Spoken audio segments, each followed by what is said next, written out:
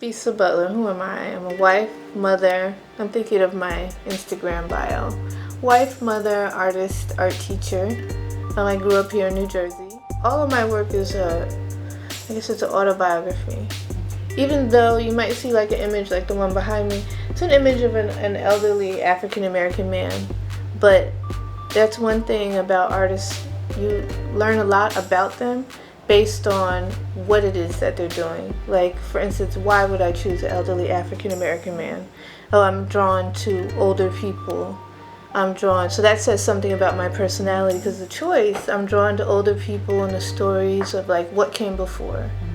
I always sat by my grandmother's side and looked through her photo album, and I would ask her, like, I have some photos and things behind me, but I would ask her, who is this in the photo? Let's say if we came across a photo of an older man, and she would say, oh, that's one of my father's relatives. I can't remember which one. And so that would intrigue me, this little sepia tone, black and white photo. But his story influenced my story so much. He grew up in rural Ghana in the 1930s, farmland, poor people, but hardworking people. And his father worked hard, and my father was the oldest. He went to school. So in that society, all your kids can't go to school. Right, your best and your brightest, those are the ones who get to go to school. So my father was allowed to go to school. Everybody always said, Zachary's the bright one. Zachary's gonna go far. And it was prophesied that he would become somebody great. And when he came back, before he came back, they told him, your father has appendicitis and he died. And he was only 11. They said, you have to come home. But I think the bus had left for the day. There's only one bus, so he had to walk. Miles in the dark. And he said he had to sleep in just people's homes. So he passed, he would ask, like, can I sleep? But in those days, you're talking like rural Africa, people were very communal. So you could come and sleep. So the whole family dissolved on the death of my grandfather. And that loss for him was so catastrophic for the family that resonates even now to me, which is why I'm always going back to elderly, older African men, African American African men. Although, the more I talked to my dad as I grew up, I realized his father was in his 30s. He wasn't even an elderly man. But in my mind, I'm thinking grandfather, not realizing he died as a young man. He never made it to grandfather status. I choose the colors based on sensation. My grandfather was not blue, or my grandmother wasn't lavender, but my grandmother's name is was Violet.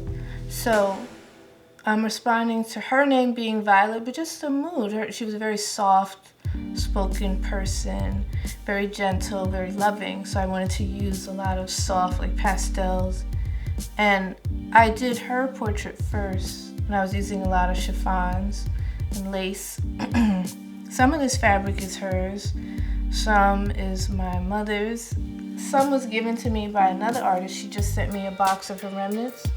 Her name is Sarah Bunn, but she makes it beautiful, handcrafted. She's a seamstress and an artist, and her designs are flawless.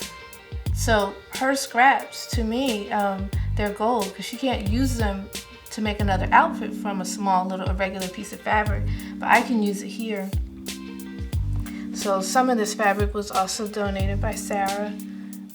And my grandfather's piece, I just worked on fabric the colors that I felt it needed. I like blue, I like turquoise, it's a water. It's the color of like the Caribbean waters. And he was from South Carolina, but his grandfather was from Barbados.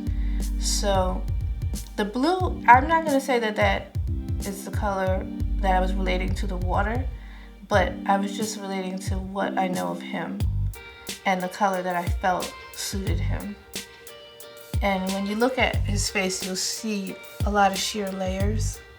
These layers are how a painter would build up a face on a two-dimensional space.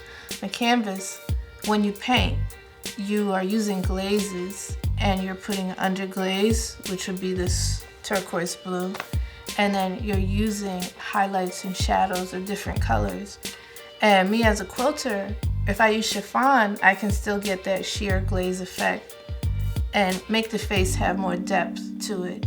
If I use all solids, I can still do that, but it's not the same. You're not gonna be able to see what came underneath. And I like the raw, deconstructed, like what is underneath the surface.